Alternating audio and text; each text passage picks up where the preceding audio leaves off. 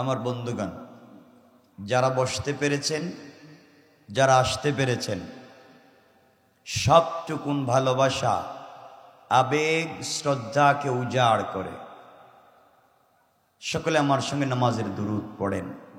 আল্লাহুম্মা সাল্লি আলা মুহাম্মাদিন ওয়া আলা আলি মুহাম্মাদ কামা সাল্লাইতা আলা ইব্রাহিম ওয়া আলা আলি ইব্রাহিম ইন্নাকা হামিদুম মাজিদ।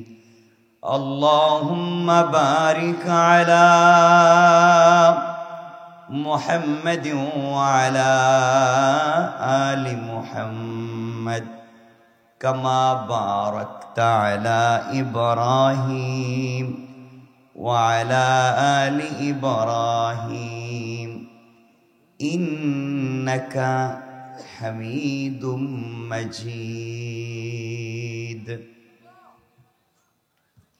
আলহামদুলিল্লাহ, ঐতিহ্যবাহী কেরানীগঞ্জের, ঐতিহ্যবাহী রোহিতপুরের, ঐতিহ্যবাহী সোনাকান্দা আয়েশা সিদ্দিকা রাদিয়াল্লাহু তাআলা আনহা মহিলা মাদ্রাসা কর্তৃক আয়োজিত 2022-এর আজকের এই ষষ্ঠ বাৎসরিক ওয়াজ মাহফিলের সম্মানিত সভাপতি মাওলানা শেখ ফরিদ উদ্দিন সাহেব, পীর সাহেব আবদুল্লাপুর, আমার আগে কথা বলেছেন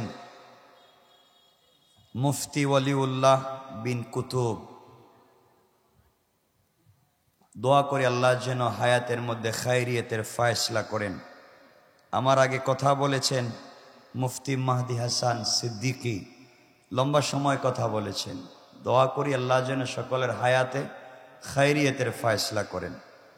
উপস্থিত হজরত, বুজুর্গ, উলামায়ে কেরাম, মুরব্বিয়ানে আযম, পর্দার অন্তরালে অবস্থানরত আমার সম্মানিত শ্রদ্ধেয় মা ও বোনেরা, বিশেষ করে আগামী দিনের জাতির দিকপাল, ভবিষ্যৎ জীবনে জাতির কান্ডারি, যুগে যুগে যারা আল্লাহর জমিনে আল্লাহর দ্বীন কায়েমের আন্দোলন করতে গিয়ে বুকের তাজা রক্ত ঢেলে আল্লাহর জমিনে আল্লাহর দ্বীন কায়েম করেছে, ইসলামী আন্দোলন করে ইসলাম নামক বৃক্ষকে আল্লাহর জমিনে প্রতিষ্ঠা করবার সংগ্রাম চালিয়ে যাচ্ছে আমার কলিজার টুকরা, প্রাণের চেয়ে আপন ছাত্র, তরুণ, যুবক বন্ধুগণ, আলোচনার শুরুতেই আমার পক্ষ থেকে সকলকে আন্তরিক মোবারকবাদ, শুভেচ্ছা জানিয়ে আল্লাহ পাক রব্বুল ইজ্জত ওয়াল জালালের শাহী দরবারে শুকরগুজার হচ্ছি যে আল্লাহ আজকের এই মোবারক দিন জলসা আমাদেরকে একত্রিত করেছেন। শুকরগুজার হচ্ছি মহান রবের দরবারে, সকলে পড়ছি আলহামদুলিল্লাহ। যারা এসছেন মোটামুটি কম না, কথা যদি বলেন তো আমি কিছু কথা বলতে পারবো, বলবেন তো ইনশাল্লাহ? পিছনে যারা আছেন, আছেননি আপনারা? বলেন না ইনশাল্লাহ? এই আওয়াজ তো এই পারের মানুষ তো আরো ভালো আওয়াজে কথা বলতে পারে। কোরআনে কারীমের 30 নম্বর পারা, এখান থেকে ছোট্ট একটা আয়াত পড়েছি আপনাদের সামনে, সূরা আল বুরুজের। খুব কম কথা বলবো। আল্লাহ বলছেন কুতিলা আসহাবুল উখদুদ, আসহাবে উখদুদ যারা, উখদুদের সাথে সংশ্লিষ্ট যারা, গর্তবাসীর সাথে সম্পর্ক যাদের, তারা ধ্বংস। আন্নারি দাতিল ওয়াকুদ, আর যারা এর পারে আগুন জ্বালিয়ে তামসা দেখেছিল তারাও ধ্বংস। কারা আগুন জ্বালিয়েছিল আর কারা তামসা করেছিল, তামাশা দেখেছিল কারা, আর কাদের জন্য আগুন জ্বালিয়েছিল, এই কয়েকটা কথা আমি সংক্ষেপ করে বলবো ইনশাল্লাহ। বসবেন তো ইনশাল্লাহ? আওয়াজে মনে হচ্ছে না, একটু আওয়াজ করে বলেন ইনশাআল্লাহ। এই তো পারেন। এভাবেই কিছু কথা বলবো। আপনাদের কাছে জানতে চাই, যেহেতু একটা মাদ্রাসার প্রোগ্রাম, এই যে মাদ্রাসা মসজিদ বাংলাদেশে অভাব নাই, আলিম উলামার অভাব নাই। কথাগুলো বুঝবেন কি বলতে চাই। আজ থেকে 50 বছর আগে আপনাদের এই কেরানীগঞ্জের রোহিতপুরে এত মসজিদ ছিল না। কথা বলেন, মানে যা দেখবেন ঠিক আছে তা বলবেন ঠিক আছে, যা ঠিক নেই তা বলবেন ঠিক নেই। আজ থেকে 50 বছর আগে রোহিতপুরে এত মাদ্রাসাও ছিল না, ছিল? আজ থেকে 50 বছর আগে এত আলেম উলামাও ছিলেন না। জানাজা দেওয়ার জন্য 2-4 গ্রাম খুঁজতে হতো মাওলানা সাহেব আছেন কিনা, ঠিক বললাম না? আলেম ছিলেন না, মসজিদ মাদ্রাসা ছিল না। কিন্তু ওই সময় যে জিনিসটা পাবলিকের কাছে ছিল, এটা হচ্ছে সকল মুসলমানের ঘর থেকে সকালবেলা কোরআনের তেলাওয়াত শোনা যেত। মনে হয় ভুল বলি নাই? কোরআনের তেলাওয়াত শোনা যেত। যারা মুসলমান ছিল এরা মানুষ ছিল। আজকে মাদ্রাসার অভাব নাই, মসজিদের অভাব নাই, মুসল্লির অভাব নাই, কিন্তু আপনারা বলেন আগের চাইতে চুরি ডাকাতি সন্ত্রাসী বদমাইশি কমেছে না বেড়েছে? কথা বলেন, বেড়েছে। আলিম উলামাও বাড়ছে, মসজিদও বাড়ছে, মাদ্রাসাও বাড়ছে, খারাপ কাজও বাড়ছে। এর মৌলিক কয়েকটা কারণ আছে, কথাগুলো শোনেন। মৌলিক কারণ হলো মসজিদে মুসল্লির অভাব নাই, মসজিদে নামাজির অভাব নাই। কিন্তু আপনারা খবর নেন, আপনাদের রোহিতপুরে কেরানীগঞ্জে বহুত দাড়িওয়ালা মুরব্বী আছেন, যাদের মুখের দাড়ি সাদা, যাদের পকেটে 1 হাত লম্বা তসবিহ আছে, যাদের মাথায় টুপি আছে, যারা 5 ওয়াক্ত মসজিদে নামাজ পড়েন। এমন অনেক মুসল্লিকে পাবেন যারা এই এলাকার সবথেকে বড় সুদের ব্যবসায়ী। নাই? আছে। তাহলে এর নামাজ একে অশ্লীলতা থেকে বাঁচাতে পারে নাই। ইন্না সলাতে তানহা আনিল ফাহশাই ওয়াল মুনকার, সালাত মানুষকে হারাম কাজ থেকে বাঁচায়। বুঝা গেল ওর সালাত কবুল হয় নাই। ভুল বলেছি? আজও আপনাদের রোহিতপুরে খবর নেন, যারা গ্রামের মোড়ল, যারা গ্রামের মাতবর, যারা গ্রামের বিচারী, যারা ভিলেজ পলিটিক্স করেন, যারা গ্রামের রাজনীতি করেন, যারা গ্রামের বিচার করেন, অনেক মুরব্বী পাবেন হয়তো এখানে বসে আছে, যারা 1 কাপ রং চা খাইয়া 1 কাপ লাল চায়ের বিনিময়ে এদিকের বিচারকে এদিকে দিয়ে দেয়। নাই রোহিতপুরে? আছে। এটা হলো সামাজিক অবক্ষয়।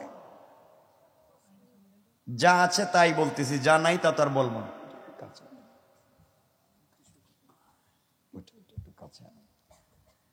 আজকে খবর নেন, এগুলা তো বললাম, আমার কথা অনেক খারাপ পাবেন, তো পাইলে কি আর না পাইলে কি? আমাকে দাওয়াত দিয়ে আনছেন তো আপনাদের পক্ষে কথা বলার জন্য না, আমাকে দাওয়াত দিয়ে আনছেন কোরআনের কিছু কথা, সুন্নাহর কিছু কথা বলবার জন্য। এই তো যেটা যেখানে দরকার সেটা আমি বলবো। আরো শুনেন, সমাজকে নষ্ট করেছেন। আজকে অসহায় গরিবেরা মাতবরের কাছে বিচার চাইতে যায়, বিচার তো করে দেয় না। বিধবার বাড়ি দখল করে, এতিমের রাস্তা বন্ধ করে, অসহায়দের জায়গা জমি নিজের নামে জাল দলিল, বুয়া দলিল বানায়া গরিবকে বা গ্রাম থেকে বের করে দেয়। নাই? এরা হচ্ছে টাটকা শয়তান। এখানে কেউ আছে? একটু হাত তুলেন তো দেখি, কেউ আসেননি এমন গন্ডি নাকি? সব অলিয়া উলিয়া ভালো। খবর নিয়ে দেখেন আপনাদের এলাকার মসজিদে, খবর নিয়ে দেখেন ম্যাক্সিমাম মসজিদের সভাপতি সুদকুর, ক্যাশিয়ার ঘুষখোর, সেক্রেটারি দুর্নীতিবাজ, চাঁদাবাজ, বদমাশ, ফেন্সিডিল ব্যবসায়ী, ইয়াবা ব্যবসায়ী, এতিমের জায়গা দখল করে মেরে খেয়েছে। ঠিক কিনা বলে? এত খারাপ কাজ থাকতে আপনি কেমনে শান্তির আশা করেন? কিসের সালাত আপনার, কিসের নামাজ, কি নামাজ দিয়ে আপনি জান্নাতে যাবেন? কষ্ট পাইলেন আমার কথায়? বহুত মুরব্বী আছেন হয়তো এখানে বসা, আজান হলে মসজিদে নামাজে যান না, আজানের পরে আপনি নামাজে না গিয়ে আপনি চার দোকানে বসে টেলিভিশন দেখেন। কি বুঝলেন? কোনোটাও খালি না, সব আছে এলাকায়। আর চার দোকানে বসে কার বউ কার সাথে ভাগ্যা গেল, কার ছেলে কারে নিয়ে গেল, এই ছাড়া মুরব্বীর আর শান্তি নেই। শয়তান মসজিদে ইমামের পিছনে সালাত পড়ে। আপনাদের এলাকার এখানে ইমাম সাহেবেরা আছেন, কোন ইমাম সাহেব কি হাত উঠে দোয়া করছেন, আল্লাহ আমার মুসল্লিদের কপালে ঠাডা ফালাও? না বলা লাগবে আপনাদের? কোন ইমাম দোয়া করছে কোনদিন? কিন্তু এই মুসল্লি ইমামের পিছনে নামাজ পড়ে বাইরেই ওই ইমাম এটা বালা না। কথা বল না কেন? যে বেচারা দোয়া করলো, ভালো মন্দ চাইলো, নামাজ পড়েই কইটা বালা না। এগুলো বাদ দেওয়া লাগবে, এই শয়তানি নাফরমানি বাদ দেওয়া লাগবে ইনশাআল্লাহ। গ্রামে দেখবেন 200-300 ঘর থাকে, 200-300 ঘর মিলে অনেক মানুষ থাকে গ্রামে। প্রত্যেকটা ঘর থেকে 2-4-5-10,000 টাকা প্রত্যেক মাসে স্কুলে, প্রাইমারি স্কুলের বা বিভিন্ন টিচারদের প্রাইভেটের বেতন যায়। বাচ্চা 2-3 টিচারের কাছে প্রাইভেট পড়ে, এমন নাই গ্রামে? প্রাইভেট টিচারের কাছে পড়ে। পুরা গ্রাম থেকে খবর নিয়ে দেখবেন প্রত্যেকটা মাসে 2-3 লাখ টাকা প্রাইভেট শিক্ষকদের পিছনে যায় না? যায় না আপনাদের এলাকায়? 2-3 লাখ টাকা কমপক্ষে হলেও পুরা গ্রাম মিলে প্রাইভেট টিচারদের পিছনে যায় বাচ্চাদেরকে পড়াবার জন্য। আর পুরা গ্রামের মানুষ যে ইমামের পিছনে সালাত পড়ে, হেরে 8,000-10,000 টাকাও ঠিক মতো দেয় না। কথা বলেন না কেন? এর মাঝে 10 মাস বেতন বাকি, ঠিক মতো নাই। কেউ কিছু বলতেছেন? ঠিক আপনারা বলার দরকার নাই, আমি বলতেছি শুনেন। এগুলা শুনলে সামনের কথাগুলো বলবো। আসছি যেহেতু, আর আপনাদের এই কন্ডিশন আমাকে বলে দিচ্ছে এগুলা বলবার জন্য। শোনেন, আরো কি বলতে চাই শুনেন। আপনার বাচ্চা নামাজ পড়ে না, আপনার বাচ্চা পাতার বিড়ি খায়, সিগারেট খায়, আপনি হুজুরের কাছে গিয়ে দোয়া চান, আপনি নাফরমান। আপনার বাচ্চা যেই নেতার পিছনে কর্মী হয়ে খাটে, খবর নিয়ে দেখে নেতার বাচ্চারা বিদেশে পড়ালেখা করে বাংলাদেশে নেতৃত্ব দিচ্ছে, আর আপনার ছেলে নেতার পিছনে ঘুরে ঘুরে ফেন্সিডিল আর ইয়াবা খাওয়া শিখেছে। ঠিক কিনা বলে? আপনার বাচ্চাদেরকে ব্যবহার করে ওরা আজকে নেতা হচ্ছে, টাকাওয়ালা হচ্ছে। এগুলো বাদ দেওয়া লাগবে। সমাজে শান্তি আসবে না, শান্তির আশা করা যাবে না। এখানে অনেক মুরব্বী আছেন, আয়সা বলবেন দেখো অমুক ছেলে তার বাপের হক দেয় না, বাপরে ঠিক মতো খাওয়ায় না, কত কষ্ট করে বাপ লালন পালন করলো, বাপের হক দেয় না, ভাইয়ের হক দেয় না, বোনের হক দেয় না, ভাইটা আজকে কেমন হয়ে গেছে, বোনের খবর নেয় না, বিয়ে দিছে। এমন মুরব্বীরা বলে না? মুরব্বীদেরকে বলতে চাই, বাপ কান খাড়া করে শোনো। আরেক বেচারা তার বোনকে দেখতেছে কি দেখতেছে না, আরেক ভাই তার ভাইকে দেখতেছে কি দেখতেছে না, এর বিচার করতে তার বাড়িতে গেলেন। আপনি যে সম্পত্তি বন্টন করতে গিয়া নিজের ছেলেকে দিয়েছেন, নিজের মেয়েকে সম্পত্তি দেন নাই, আপনি তো সমাজের সব থেকে বড় খারাপ। নাই এমন কেউ? এ কথাগুলা খারাপ লাগবে আপনাদের, আমি জানি। লাগলে কি আর না লাগলে কি, আমার কাজ হচ্ছে বলে যাওয়া। এগুলা কেন করেন? অনেক মুরব্বী আছেন নামাজ পড়েন, ভালো কথা বাবা, নামাজ পড়ো, নামাজ পড়ো। নামাজ রোজা যেমন ফরজ, স্ত্রীর মোহর আনাও তেমন ফরজ। নামাজ রোজার জন্য কিয়ামতের দিন যেমন ধরা খাইবেন, স্ত্রীর মোহর আনার জন্য ধরা খাইবেন। এখন আপনাদের কাছে জানতে চাই, আপনারা বউরে যে বিয়ে করছিলেন মোহর তো দিছেন? কিচ্ছু কয় না এরা। মোহর দিছেন তো? দিয়ে দিছেন সব নগদ? বাবা, অল্প অল্প দিচ্ছেন, 10 লাখের মধ্যে 5,000, 2 লাখের মধ্যে 500 টাকা দিছে নাকি? মাফসাইল হইছেন? মাশাআল্লাহ, মাফসাইল হইছে। মাফই তো হবে, একটু হাত উঠে দেখান বউ কারে কারে মাফ করে দিছে দেখি তো। ওরে আল্লাহ, ঠিক আছে, এমন বউরই তো দরকার যে বউ স্বামীর মোহর মাফ করে দেয়। আপনারই কলিজার টুকরা বউরে কালকে তালাক দিয়া দেখেন মোহর দেওয়া লাগেনি। কথা বলেন না কেন? যেই বউ মোহর মাফ করে দিছে কালকের তালাক দেন, দেখেন তো মোহর দেওয়া লাগেনি। লাগবে নি কেন? মাফ না করে দিছে। মাফ করে নাই, তোমারে ভাঙছে। মাফ করে নাই, মাফ করলে কাগজে কলমে লিখে নিবেন, ওগুলা মাফ হয় না, ওটা হক, আপনাকে দিতেই হবে। একসাথে দেন, 100 করে দেন, আর 200, 400, 500 করে দেন, দেওয়াই লাগবে। কারণ কিয়ামতের দিন বউ আপনাকে চিনবে না। আল্লাহ বলছেন ওয়া সাহিবাতিহি ওয়া আখি ওয়া ফাসিলাতিহি আল্লাতী তুবি।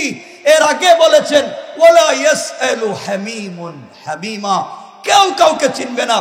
এরপরে বলছেন ইউবাসসিরুনহুম ইয়াওয়াদুল মুজরিমু লাউ ইফতাদি মিন আযাবি ইয়াউমিদিন বিবানি।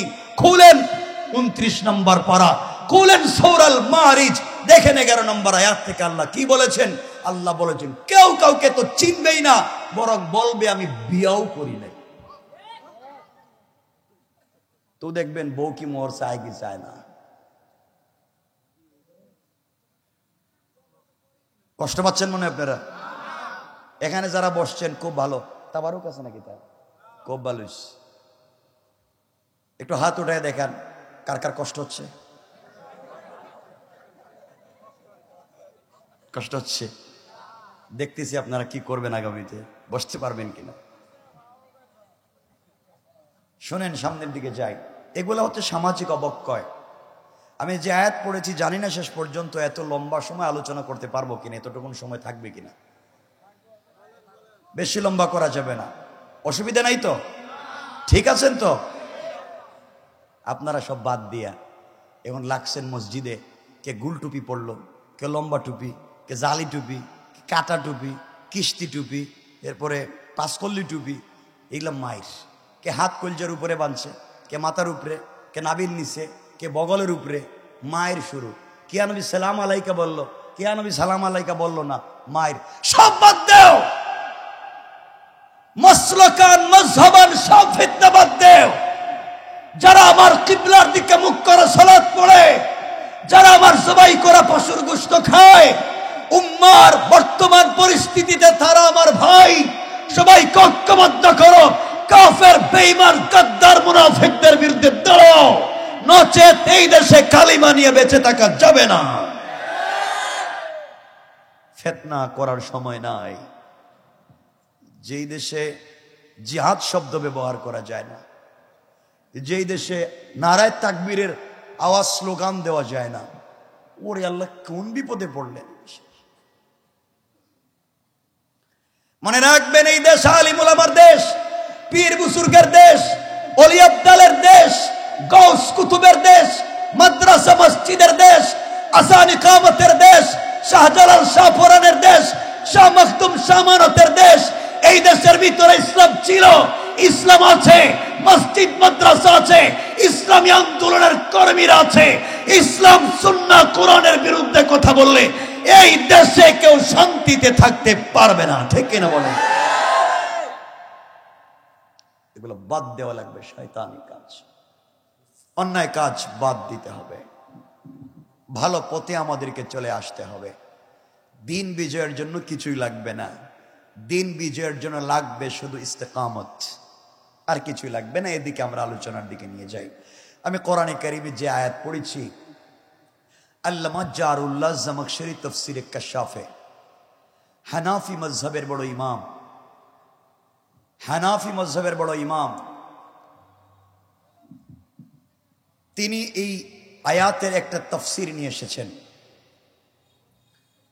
সংক্ষেপ করে আমরা এই কথাগুলো বুঝিয়ে দেব, কি ছিল এই মূল উদ্দেশ্য ছিল, এটা আমরা আলোচনার ভিতরে নিয়ে আসব। আমার মুসলমান বন্ধুগণ, গভীর মনোযোগ। আমার নবী আখিরি জামানার পয়গম্বর সরকারে কায়নাত, দু জাহানের সরদার, নবী রহমত জনাবে মুহাম্মদ রাসূলুল্লাহ সাল্লাল্লাহু আলাইহি ওয়াসাল্লাম এই পৃথিবীতে আগমন করার অনেক দিন আগে ঈসা আলাইহিস সালাম পৃথিবীর জমিন থেকে চলে যাওয়ার অনেক দিন পরে, কথাগুলো মনে রাখবেন। আমার নবী দুনিয়ার জমিনে আগমন করার অনেক দিন আগে হযরত ঈসা আলাইহিস সালাম আসমানে উঠে যাওয়ার অনেক দিন পরে ইয়ামান দেশের নাজরানে এক বেয়াদব বেওকুফ বাদশাহ ছিল, যার নাম আল্লামা উবাইদুল্লাহ সিন্ধি ইনকিলাবি তাফসিরে লিখেছেন। এই বাদশার নাম ছিল ইউসুফ জোনাওয়াস। এই বাদশা ঘোষণা করে দিল, আমার দেশে কেউ কালিমার দাওয়াত দিতে পারবে না, আমার দেশে কেউ তাওহীদের কথা বলতে পারবে না, আমার দেশে কেউ রিসালাতের কথা বলতে পারবে না। যেই ব্যক্তি এক আল্লাহর তাওহীদের কথা বলবে, যেই ব্যক্তি রিসালাতের কথা বলবে, যেই ব্যক্তি সবকিছু ছেড়ে দিয়ে আল্লাহকে মানতে বলবে, তার মৃত্যুদণ্ড ঘোষণা করে দিল, রাষ্ট্রীয় আইন করে দিল। এই দেশের ভিতরে কেউ কালিমার দাওয়াত দিতে পারবে না। এইভাবে একদিন দুই দিন না, দীর্ঘদিন পর্যন্ত চলে গেল। এই দেশের ভিতরে কেউ কালিমার দাওয়াত দেয় না। ভালো করে শুনেন কি বলতে চাই। এই দেশের ভিতরে কেউ কালিমার দাওয়াত দেয় না। এই দেশের ভিতরে কেউ আল্লাহর তাওহীদের দাওয়াত দেয় না। এই দেশের ভিতরে কেউ রিসালাতের দাওয়াত দেয় না। এইভাবে চলতে লাগলো, দীর্ঘদিন চলে গেল। চলতে চলতে প্রায় 2 যুগ চলে গেছে। কত যুগ? 2 যুগে 12 বছর। কত বছর? 12 বছর। যা কইতে আই কয়, যে মিথ্যা কইতেছি এটাও বুঝে না। 2 যুগে কত বছর? এজন্য হুজুর যা কয় সব কয় ঠিক, কিছু কইলে কয় ঠিক, বুঝি আর না বুঝি ঠিক। এই ওয়াজ শুনলে তো হবে না। দীর্ঘ 2 যুগ চলে গেল। 2 যুগ চলে যাওয়ার পরে বাদশাহ তাকায়া দেখলো বৃদ্ধ হয়ে যাচ্ছে। এই দেশে কাউকে দ্বীনের দাওয়াত দিতে দেয় নাই। এই দেশে কাউকে তাওহীদ এবং রিসালাতের দাওয়াত দিতে দেয় নাই। এই দেশে মসজিদ মাদ্রাসা করতে দেয় নাই। বাদশাহ যখন চিন্তা করলো বৃদ্ধ হয়ে যাচ্ছে, আজ না হয় কাল বাদশাহ মরে যাবে। যদি মরে যাওয়ার পরে এই দেশের ক্ষমতা কোন কালিমাওয়ালার হাতে চলে যায়, এই দেশের ক্ষমতা যদি কোনো দাড়ি টুপিওয়ালার কাছে চলে যায়, যাদেরকে এই দেশে দ্বীনের দাওয়াত দিতে দেই নাই, যাদেরকে এই দেশে ইসলামী আন্দোলন করতে দেই নাই, যদি কোনোভাবে তাদের কাছে ক্ষমতা যায়, 24টা বছর তাদেরকে যে ডিস্টার্ব করলাম, ক্ষমতা তাদের হাতে গেলে আমাকে আমার পরিবার সহ ব্রাশ ফায়ার। কথা বলেন না? বাদশা চিন্তা করলো মরে গেলে মহাবিপদ। নিজের অশ্ব বিপদ বুঝতে পেরে বাদশা চলে গেল জামানার সব থেকে বড় জাদুকর যে ছিল, জাদুকর যারা ব্ল্যাক ম্যাজিক করে, জাদু টুনা করে, কুফরি কালাম করে, পৃথিবী বিখ্যাত জাদুকরের কাছে গিয়েছে। জাদুকরের কাছে গিয়ে বলছে, আব্বাজান আজ না হয় কাল আমি মরে যাব। আমি মরে গেলে এই দেশের ক্ষমতায় আমি চাই, আমি মরে গেলে আমার ছেলে থাকবে, সে মরে গেলে তার ছেলে, ও মরে গেলে তার ছেলে। এইভাবে যুগের পর যুগ, কালের পর কাল আমার ঘর থেকে এই দেশের শাসন ক্ষমতা পরিচালিত হবে, আমার পরিবার থেকে এই দেশ চলবে। দুনিয়ার কেউ যেন সুযোগ না পায়, দুনিয়ার কেউ যেন সুযোগ না পায়, শুধু আমার পরিবার থেকে এই দেশের শাসন ক্ষমতা পরিচালিত হবে। দরকার নাই দিলে আমার লাভ হবে, কিন্তু বাতাসে আওয়াজ নিয়ে যাবে, সাউন্ড হবে না, দরকার নেই। সুতরাং আমি চাই এই দেশের ক্ষমতায় আমার পরে আমার 14 গোষ্ঠী থাকুক, একটা ব্যবস্থা করে দেন। জাদুকর বলতেছে, বাদশা আপনি আমার কাছে এসেছেন, এমন একটা জিনিস চান, আপনি মরে গেলে আজীবন এই দেশের ক্ষমতায় আপনার পরিবারের লোক থাকবে। এই কাজ যদি আপনি আমাকে দিয়ে করাতে চান, দেশের ভিতরে চলে যান। দেশের ভিতরে গিয়া গোটা দেশ খুঁজে, কথাগুলো শুনো যুবকেরা, গোটা দেশ খুঁজে একটা প্রত্যুৎপন্নমতি, অতি চালাক শিক্ষিত একটা যুবককে আমার কাছে পাঠাইয়া দেন। বাদশাহ বলতেছে, জাদুকর, একটা মাত্র যুবক তোমার কাছে দিলে তুমি আমার দেশ কেমনে রক্ষা করবে? জাদুকর বলল, বাদশা আপনি জানেন না, একটা মাত্র যুবক যদি আপনি আমাকে শিক্ষিত দিতে পারেন, ওই যুবকটাকে আমি আমার মতো জাদুবিদ্যা শিক্ষা দেব। সে জাদুবিদ্যা শিক্ষা করে আপনার দেশে গিয়া জাদুর মাধ্যমে স্বামী স্ত্রীতে ঝগড়া লাগাইয়া দিবে। স্বামী স্ত্রীতে ঝগড়া, বাবা ছেলে ঝগড়া, মা মেয়ে ঝগড়া, ভাইয়ে ভাইয়ে ঝগড়া, হুজুরে হুজুরে মারামারি, পীরে পীরে ঠেলাঠেলি। আসেনি? আল্লাহ জানে আছে। এদের বিরুদ্ধে ঠেলাঠেলি আর মারামারি লাগাইয়া দিবে। আপনি আপনার দেশ চালাবেন, আপনার বিরুদ্ধে লাগবার মতো সময় ওরা পাবে না, কারণ নিজেরাই মারামারিতে লিপ্ত। ওরা নিজেরা ধাক্কা ধাক্কি করবে, আপনি আপনার দেশ চালাবেন। বাদশা দেখলো বিষয়টা খারাপ না, ওরা নিজেরা মারামারি করুক, আমি আমার দেশ চালাই। আজ গোটা দুনিয়ায় মুসলমানে মারামারি, আলিমে মারামারি, পীরে পীরে মারামারি, আছে না নাই? নিজেরা মারামারি করতেছি, অপরদিকে দুনিয়া থেকে দিন মুছে যাচ্ছে, কোনো খবর নাই। বাদশাহ বলল, জাদুকরকে বলছে, বাদশাহ জাদুকরকে বলছে, আপনি যা চাইবেন তা দিব, আপনি এটা করে দেন।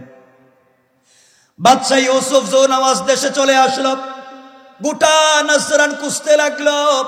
নজরান খুঁজে একটা যুবককে পাইল। এই যুবকের নাম তাফসীরে কাশাফের ভিতরে এই যুবকের নাম বলা হয়েছে আব্দুল্লাহ বিন তামের অথবা আব্দুল্লাহ বিন তামর। সবকিছুর পরে নাম আব্দুল্লাহ, এর পরে নাম যাই হোক না কেন, আব্দুল্লাহ বিন তামের অথবা তামর। যুবকটাকে বলছে, বাবা খুঁজে দেখলাম তুমি সব থেকে চালাক এবং শিক্ষিত, তুমি কি আমাকে একটা কাজ করে দেবে? কি করতে চাও? ও যুবক, তুমি জাদুকরের কাছে জাদুবিদ্যা শিক্ষা করে আমার দেশে শুধু মারামারি লাগাইয়া দিবা, দাঙ্গা হাঙ্গামা লাগাইয়া দিবা, বিদেশে পড়ালেখা করে দেশে এসে ফিতনা লাগাইয়া দিবা, বিনিময়ে যা চাইবা তাই পাইবা। আজকালকে দেখবেন অনেক লোক আছে বিদেশে পড়ালেখা করে দেশে আসার পরে শুদ্ধ কোনো কাজ না করে শুধু মারামারি লাগায়। কোন ঠিক কিনা? এই যুবক আব্দুল্লাহ বিন তামের বাদশাকে বলছে, ও বাদশাহ, আপনার কাছে আমি যা চাইবো আপনি তা কি দিবেন? বাদশাহ বলতেছে, আব্দুল্লাহ তুমি যা চাইবা তাই দিব। কথাগুলা সংক্ষেপ করে শোনেন। হযরতে আশরাফ আলী থানভী বয়ানুল কোরআনে দুটা ব্যাখ্যা নিয়ে এসেছেন। কেউ বলেছেন যুবক চলে গেল 6 মাসের জন্য জাদুবিদ্যা শিক্ষা করে, 6 মাস পরে যেদিন যুবক বাড়িতে আসে। আর কেউ বলেছেন প্রতিদিন সকাল বেলা যায়, সারাদিন শিক্ষা গ্রহণ করে বিকেল বেলা বাড়িতে ফিরে। যেটাই হোক, যুবক যখন পূর্ণাঙ্গ জাদুকর হয়ে গেল, একদিন জাদুবিদ্যা শিক্ষা করে জাদুকরের কাছ থেকে ইজাজত নিয়ে, অনুমতি নিয়ে দেশের ভিতরে প্রবেশ করেছে। এই দেশ থেকে কালিমাওয়ালাদেরকে ধ্বংস করবে, মসজিদ মাদ্রাসা বন্ধ করবে, তাওহীদ এবং রিসালাতওয়ালাদেরকে হত্যা করবে। এই মিশন নিয়ে, অনুমতি পত্র নিয়ে যুবক যখন দেশের ভিতরে প্রবেশ করেছে, তার উদ্দেশ্য হলো দেশ থেকে ইসলাম মুছে দেওয়া, তার উদ্দেশ্য হলো দুনিয়া থেকে তাওহীদকে মুছে দেওয়া। যুবক যখন দেশে ঢুকে বাদশার বাড়িতে যায়, যাওয়ার পথে কিছু দূর যাওয়ার পথে তাকাইয়া দেখে একটা গাছের গোড়ায় বসে বসে একজন আল্লাহওয়ালা, মাথায় সুন্দর পাগড়ি, মুখে সাদা দাড়ি, পরনে সাদা লেবাস, একজন আল্লাহওয়ালা গাছের গোড়ায় বসে বসে সত্য ধর্ম কালিমার দাওয়াত দিয়ে যায়। সুবহানাল্লাহ, জোরে পড়েন। যুবক আশ্চর্য, এই দেশ থেকে কালিমা বন্ধ করার জন্য আমি শিক্ষা অর্জন করলাম, এই দেশে কোনো তাওহীদ রিসালাত রাখা যাবে না। আর এই মুরব্বী গাছের গোড়ায় বসে বসে কি বলে? মুরব্বীর কাছে এসে বলছে, আঙ্কেল আপনি গাছের গোড়ায় বসে বসে কি করতেছেন? মুরব্বী বলছেন, বাবারে আমি এক আল্লাহর তাওহীদ এবং রাসূলের রিসালাত শিক্ষা দেই মানুষকে। যুবক বলছে, আপনি কি আমাকে চিনেন? এই মাত্র জাদুবিদ্যা শিক্ষা করে আসলাম, দেশ থেকে তাওহীদ ওয়ালাদেরকে পিটাইয়া বের করব, আর আপনি দেশের ভিতরে দ্বীনের দাওয়াত দিতে থাকেন। আমি বাদশার দরবারে দেখা করতে যাই, দেখা করে আসতেছি, আসবার পরে জনমের মতো দেশ থেকে বিদায় করে দেব। এই কথা বলে যুবক যখন আল্লাহর ওলির কাছ থেকে চলে যায়, আল্লাহর ওলি দাঁড়িয়ে গেলেন, যুবকের চেহারার দিকে তাকালেন, আর চোখের পানি ছেড়ে আল্লাহর কাছে ডাক দিয়ে বলছেন, আল্লাহ। শুধু তাকালেন আর আল্লাহকে ডাক দিলেন। আবার যুবকের দিকে তাকালেন, এবার মুচকি হেসে দিয়ে বসে গেলেন। যুবক আশ্চর্য হয়ে গেল, এই মুরব্বী আমার চেহারার দিকে তাকাইয়া হাসবে কেন, আমার চেহারার দিকে তাকাইয়া কাঁদবে কেন, ব্যাপার কি? যুবক আব্দুল্লাহ ঘুরে আল্লাহর ওলির কাছে গিয়ে বলছে, হুজুর বলেন, আপনি আমার চেহারার দিকে তাকাইয়া কাঁদলেন কেন, আপনি আমার চেহারার দিকে তাকাইয়া হাসলেন কেন, কারণ বলেন। আল্লাহর ওলি বললেন, দুটা কারণে হাসলাম আর কাঁদলাম। এক নাম্বার কারণ, যুবক রে, তোমার মতো এত সুন্দর চেহারার যুবক আজ পর্যন্ত আমি দেখি নাই। যে আল্লাহ নিজের হাতে তোমার হাত পা তৈরি করেছেন, যে আল্লাহ পৃথিবীর জমিনে সব থেকে সুন্দর করে মানুষ সৃষ্টি করেছে, তোমাকে এত সুন্দর করে আকার অবয়ব তৈরি করলেন, আমার আল্লাহ এত সুন্দর করে বানালেন। যুবক রে, তোমার ভিতরে আল্লাহর পরিচয় নাই, তোমার ভিতরে তাওহীদের পরিচয় নাই, তোমার ভিতরে রাসূলের রিসালাতের পরিচয় নাই। আমি চিন্তা করলাম, মরে গেলে জান্নাতে যেতে পারবে না, মরে গেলে তোমাকে জাহান্নামে যাওয়া লাগবে, মরে গেলে তোমাকে জাহান্নামের আগুনে জ্বলতে হবে। ও যুবক, চিন্তা করে দেখলাম, তুমি যদি মরে যাও, কতগুলা সাপ তোমাকে দংশন করবে, কীড়া তোমাকে খেতে থাকবে, মাটিগুলা তোমাকে বক্ষণ করবে। এই জন্য দরদ লেগে গেল। আর আল্লাহকে বললাম, আল্লাহ তাআলা, এত সুন্দর চেহারার মানুষকে কেমনে জাহান্নামের আগুন দিয়ে জ্বালাবা? আমার আল্লাহ বলেছেন কোরআনে কারীমের 30 নম্বর পারা সূরা 3 মধ্যে আল্লাহ বললেন, পৃথিবীর জমিনে তিনি যা সৃষ্টি করেছেন, আরশ, কুরসি, লৌহ কলম, জান্নাত, জাহান্নাম, জিন্নাত, ইনসান, ফেরেশতা, সবার চাইতে মানুষকে তিনি সুন্দর অবয়ব দিয়ে বানিয়েছেন। আল্লাহ বললেন, লাকাদ খালাকনাল ইনসানা ফি আহসানি তাকওয়িম। আল্লাহ রাব্বুল ইজ্জত ওয়াল জালাল জানিয়ে দিলেন, দুনিয়ার জমিনে আমি যা কিছু সৃষ্টি করেছি, মানুষের মতো এত সুন্দর করে আর কিছুই বানাই নাই। কোন সুবহানাল্লাহ, আল্লাহু আকবার বলেন।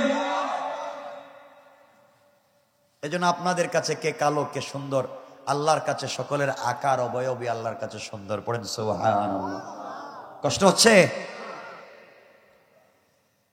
এক পর্যায়ে আল্লাহর ওলি বললেন, যুবকরে, আমার 2 নাম্বার কারণ, আমি তাকায়া দেখলাম আল্লাহ পাক রব্বুল ইজ্জত ওয়াল জালাল যখন আদম তৈরি করতে গেলেন, ফেরেশতাদেরকে বললেন, ফেরেশতারা দুনিয়ার জমিনের মাটির উপরই বাগ থেকে কিছু খাই বানায়া, খামির বানায়া আদমের একটা অবয়ব আকার তৈরি করে আমি আল্লাহর কাছে হাজির করো।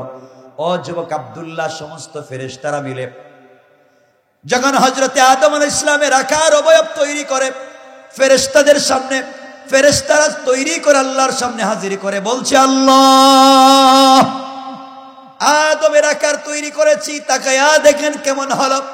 ও যুবক আব্দুল্লাহ, এমন সময় আল্লাহ রাব্বুল ইজ্জত ওয়াল জালাল ফেরেশতাদেরকে বলছেন, ফেরেশতারা, যে আদম দুনিয়ার জমিনে যাওয়ার পরে আমি আল্লাহকে দেখবে না, যে আদমের সন্তানেরা দুনিয়ার জমিনে যাওয়ার পরে চর্ম চোখ দিয়ে আমি আল্লাহকে দেখবে না, না দেখে আমার কদমে সেজদা করবে, আমার জন্য গভীর রাত্রে কাঁদবে, তোমরা যেভাবে তৈরি করেছো আমি আল্লাহর পছন্দ হয় নাই। যাও রে, আবার কিছু মাটি একত্রিত করে আমার সামনে হাজির করো।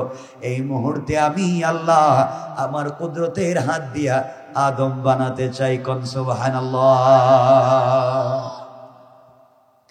ও যুবক আব্দুল্লাহ, এমন সময় আল্লাহ রাব্বুল ইজ্জত ওয়াল জালাল নিজের হাতে আদমের নাক, আদমের ঠোঁট, আদমের কাঁধ, আদমের কপাল, আদমের মুখ তৈরি করে ফেরেশতাদের দিকে তাকায়া বলেন, ফেরেশতারা তাকায়া দেখো তো আদম তৈরি করেছি কেমন হয়েছে।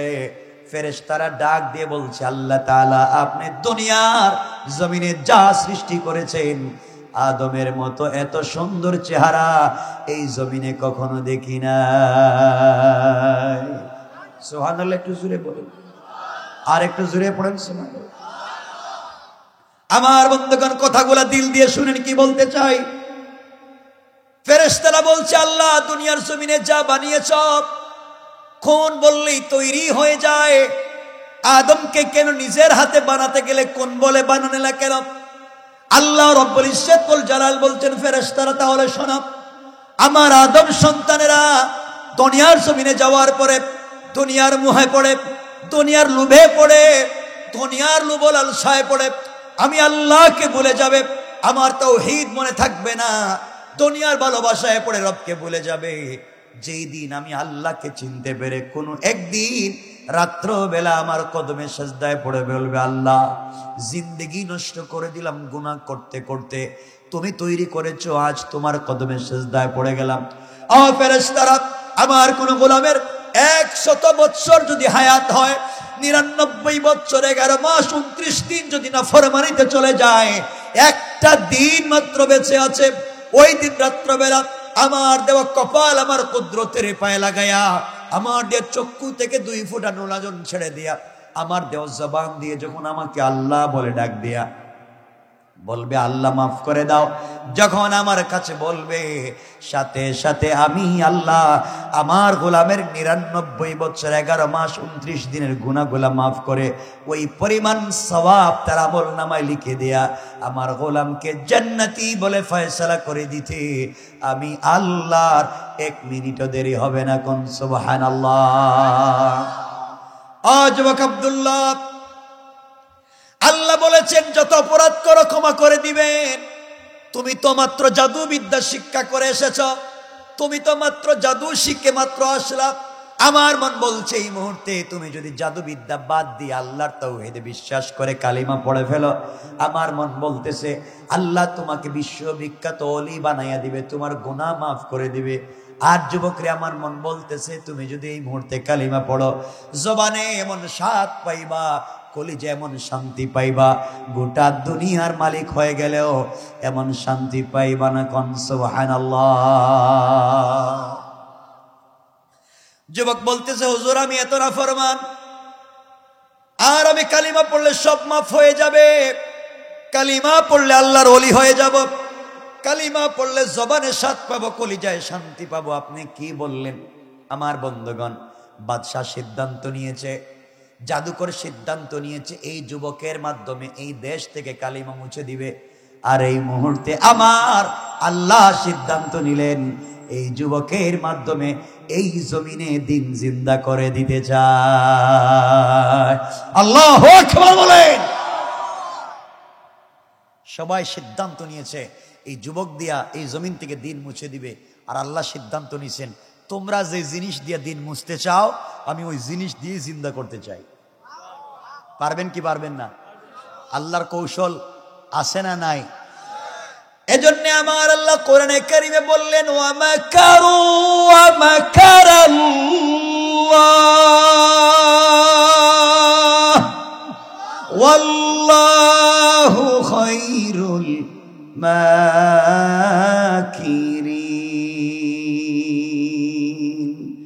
আল্লাহ রাব্বুল ইজ্জত ওয়াল জালাল বললেন, তোমরা যে কৌশল করো, তোমাদের কৌশল কোথায়, আমার কৌশল কোথায়? গোটা সৃষ্টির সকল কৌশল যদি একত্রিত করো রে, তোমাদের কৌশলের চাইতে আমি আল্লাহর কৌশল আরো বড়। কোন সুবহানাল্লাহ। কাফেররা কৌশল করলো এই যুবকের মাধ্যমে জমিন থেকে দিন মুছে দিবে, আর আল্লাহ সিদ্ধান্ত নিলেন এই যুবকের মাধ্যমে দিন জিন্দা করে দিবেন। বাদশা কোটি কোটি টাকা ইনভেস্ট করেছে, এতদিন পর্যন্ত বিদেশে শিক্ষা দিয়েছে। 1 মিনিট আল্লাহর ওলি যুবকের সামনে ওয়াজ করলেন আর বললেন, বাবারে এই মুহূর্তে তুমি কালিমা পড়লে সব দূর হয়ে যাবে, ওলি হয়ে যাবে, জবানে স্বাদ পাইবা, কলিজায় শান্তি পাইবা। যুবক বলতেছে, হুজুর আর দেরি করা যায় না, আপনি আমার চক্ষু খুলে দিলেন। বাচ্চা এত টাকা খরচ করে আমাকে দিয়ে দেশ নষ্ট করতে চাইলো, আর আপনি 1 মিনিট কি ওয়াজ করলেন, আমার ব্রেইন আমার মন চেঞ্জ হয়ে গিয়েছে। আপনি কালিমা পড়াইয়া দেন, এই মুহূর্তে আমি মুসলমান হয়ে যেতে চাই। আল্লাহু আকবার বলেন। যুবক কালিমা পড়ে মুসলমান হয়ে গিয়েছে। আব্দুল্লাহ বিন তামির কিন্তু কালিমা পড়ে মুসলমান হওয়ার পরে ডাক দিয়ে বলছে, আল্লাহর ওলি, আপনি আমাকে বলেছেন কালিমা পড়লে জবানে স্বাদ পাবো, কলিজায় শান্তি পাবো, আমি তো কিছুই পাই না, আমি তো কিছুই পেলাম না। আল্লাহর ওলি ডাক দিয়া বলছেন, যুবক রে, তোমাকে তো শুধু কালিমা অর্ধেক পড়েছ, বাকি অর্ধেক বাকি আছে। হুজুর বাকি অর্ধেক কি? বাকি অর্ধেক হলো তোমার বুকের সঙ্গে আমার বুকটা লাগাই একটা চাপ দিব, জাতা দিব। কারণ ইলম সিনা দার সিনা, ইলমে মারিফত আল্লাহর পরিচয় এক সিনার থেকে আরেক সিনায় যায়, কিতাব পড়ে শুধু পাওয়া যায় না। এই জন্য বুজুর্গদের কাছাকাছি থাকবেন, ভালো মানুষের কাছাকাছি থাকবেন। আল্লাহর ওলি যুবকটাকে বুকের সঙ্গে জড়াইয়া ধরলেন, আর আসমানের দিকে তাকায়া আল্লাহকে ডাক দিয়া বলছেন, আল্লাহ, আমার কাজ ছিল এই যুবকের জবানে কালিমা জারি করে দেওয়া, আমি তো তার জবানে কালিমা জারি করে দিয়েছি, হেদায়েত দেওয়া তো আমার কাজ না। ইন্নাকা লা তাহদি মান আহবাবতা, আমি ভালোবাসলেই হিদায়াত দিতে পারবো না, হিদায়াত আপনি দিতে পারেন। আমার দায়িত্ব ছিল জবানে কালিমা জারি করে দেওয়া। আল্লাহ তাআলা, আমি তো জবানে কালিমা চালু করে দিয়েছি। এই মুহূর্তে তোমার কালিমার বরকতে এই যুবকের অন্তর থেকে কুফরি নিফাকি দূর করে তোমার ইলমে মারিফতের নূর দিয়া তাকে মুনাওয়ার করে দাও। আয় আল্লাহ তাআলা, এই দেশের বাচ্চা ইউসুফ নওয়াজ সকল খারাপ মানুষের একত্রিত হয় এই যুবকের মাধ্যমে জমিন থেকে দিন মুছে দিতে চেয়েছে। আর আল্লাহ তাআলা, আমি যুবকের জবানে কালিমা জারি করে দিয়েছি। আমি চাই এই যুবকের মাধ্যমে এই দেশে দিন জিন্দা হয়ে যাক। আয় আল্লাহ তাআলা, তুমি চাইলেই তো পারবা, কথাগুলা দিল দিয়ে শোনেন। আল্লাহ, তুমি যুবকের অন্তরে তোমার পরিচয় দিয়া দাও বলে যখন চিৎকার দিয়েছেন, কসম রব্বে পাকের জাতের, এমন সময় যুবক আব্দুল্লাহ চিৎকার করে বলছে, হুজুর আপনি আমাকে ছেড়ে দেন, আল্লাহর হস্তে আপনি আমাকে ছেড়ে দেন। আপনার একটা চাপে এই মুহূর্তে আল্লাহর আরশ পর্যন্ত পরিষ্কার দেখা যায়। আল্লাহু আকবার বলেন। মুরব্বি তাকে ছেড়ে দিলেন। যুবক বলছে, হুজুর, বাদশাহ আমাকে পাঠিয়েছিল এই দেশ থেকে কালিমা মুছে দেওয়ার জন্যে, আপনি আমার চোখ খুলে দিয়েছেন। এই যে আপনি চাপ দেওয়ার পরে জবানে স্বাদ পাই, কলিজায় শান্তি পাই, সবই তো ঠিক আছে। আমি আর নিজের বাড়িতে যাব না, বাদশার দরবারে যাব না, এই মুহূর্তে আপনার সঙ্গে থাকতে চাই, পাবলিকের কাছে দ্বীনের দাওয়াত দিতে চাই। আল্লাহর ওলি বললেন, যুবক রে, মাত্র কালিমা পড়েছো, ইস্তেকামত লাগবে, এই মুহূর্তে ইস্তেকামত লাগবে। শুধু কালিমা পড়লে হবে না, কালিমার উপর ইস্তেকামত লাগবে। ও যুবক, তুমি বাড়িতে চলে যাও। আমার বিশ্বাস, যেই পার্লামেন্ট থেকে, যেই সংসদ থেকে কালিমার আওয়াজ বন্ধ করে দেওয়ার জন্য আইন পাশ করা হয়েছে, আমার মন বলতেছে, আল্লাহ তোমার মাধ্যমে ওই সংসদে আবার কালিমার আওয়াজ উঠাইয়া দিবে। আল্লাহু আকবার বলেন। আপনার আওয়াজ সময় যত যাইতেছে ছোট হইতেছে, আমি কি রাইকা দিব?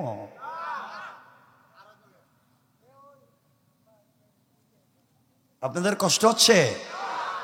পিছনে যারা আছেন কষ্ট হচ্ছে? বাবা চলবে? হাত উঠান। কার কার চলবে না? কার কার চলবে না করছে? এত ঝুশ আপনাদের আছে, কিন্তু হুশ নাই। চলবে তো ইনশাল্লাহ? পরে বলবো না, চলবো তো সবাই। যুবকেরা শুধু মোবাইল খুঁজতেছে যে কোনো মিস কল আসতেছে কিনা, আসলে চলে যাইব। কারণ তাদের গার্লফ্রেন্ড আছে, তাদের প্রেমিকা আছে, ঠিক কিনা? ঠিক কইছে কে? আছে কয়? আসেনি? হারাম, হারাম এগুলো। আমি বলবো কিছু সামনে গেলে তোমাদের সম্পর্কে। তোমরা তো অলিয়া উলিয়া পর্যায়ে পৌঁছে গেছে। শোনো, যুবক বলছে, মুরব্বী আমি আপনার সাথে থাকতে চাই। মুরব্বী বলছেন, বাড়িতে যাও, আগে ইস্তেকামত করো, এরপরে আমরা পাবলিকে দ্বীনের দাওয়াত দিব। বন্ধুগণ, বাদশা চাইলো দিন মুছে দিতে, আর আল্লাহ চাইলেন যুবকের মাধ্যমে দিন জিন্দা করতে। সুবহানাল্লাহ পড়েন। এবার বাদশা বাড়িতে চলে যাচ্ছে, এই যুবক বাড়িতে চলে যাচ্ছে। আমার বন্ধুগণ, গভীর মনোযোগ। এই মুসলিম যুবক বাড়িতে চলে যাওয়ার জন্যে মুরব্বীর দরবার থেকে বের হয়ে যখন রাস্তা দিয়ে চলতে শুরু করলো, কিছু দূর যাওয়ার পরে যুবক তাকাইয়া দেখে দুই রাওয়ায়াত, কেউ বলেছেন বাঘ, কেউ বলেছেন সাপ, আমরা নিলাম বাঘ। যুবক কিছু দূর যাওয়ার পরে দেখে রাস্তার মধ্যখানে বিষাক্ত বড় একটা বাঘ দাঁড়িয়ে আছে। শত শত লোক রাস্তার দুই পাশে দাঁড়িয়ে আছে, কেউ রাস্তা পার হতে পারে না। কেমনে পার হব যদি বাঘ আমাদেরকে খেয়ে ফেলে? যুবক আস্তে আস্তে পাবলিকের কাছে জিজ্ঞেস করে, বাবারা, ভাইয়েরা, তোমরা এখানে দাঁড়িয়ে আছো, কোন রাস্তা পার হও না কেন? সবাই ডাক দিয়া বলছে, যুবক রে, পার হতে চাই, কিন্তু বাঘের আক্রমণের কারণে পার হতে পারি না, বাঘ আমাদেরকে খেয়ে ফেলবে। যুবক এই মুহূর্তে চিন্তা করলো, তাহলে এই মুহূর্তে পরীক্ষা হয়ে যাক, আমি এই মুহূর্তে কালিমা পড়ে মুসলমান হলাম, এই মুহূর্তে আল্লাহর আদালতে আমি আল্লাহর আদালতে একজন কর্মী, ইসলামী আন্দোলনের কর্মী, তাওহীদের কর্মী হিসাবে নাম লেখালাম। পরীক্ষা হয়ে যাক, পরীক্ষা হয়ে যাক, বাঘের শক্তি বেশি না আল্লাহর কালিমার পাওয়ার বেশি? এই কথা বলে যুবক আস্তে আস্তে বাঘের কাছে পর্যন্ত পৌঁছে গেল। বাঘের কাছে গিয়া এক হাত দিয়ে বাঘের কান ধরছে। না, সুবহানাল্লাহ, আগামী বছর কেমন? আগামী বছর কইবেন? হ্যাঁ, ওরে বাবা রে, সুবহানাল্লাহ। আরেকবার কন্ত দেখি। পারেন যখন, তাইলে এটা করেন কেন? নতুন বউ বাড়িতে আসলে দেখবেন, কি রে বাপ, কলেজ ইউনিভার্সিটিতে কত ছেলেরে ঘুরাইছে আর ধান্দামি করছে, নতুন বিয়ে হয়েছে, কোনো কথা কয় না, কথাই কইতে পারে না। হ্যাঁ, মনে জিন্দগিতে কোনো পুরুষ মানুষই দেখে নাই, আর গতকালকেও প্রেম করছে। এই বাপ ধরছেন আপনারা, যে কথাই বলতে চান না। আমার বন্ধুগণ, এক হাত দিয়ে বাঘের কান ধরছে। কি ধরছে? আপনাদের আওয়াজে মনে হয় দুই সাইডটা বাঘ পালতেছেন মনে হয় আপনারা। এক হাত দিয়ে কি ধরছে?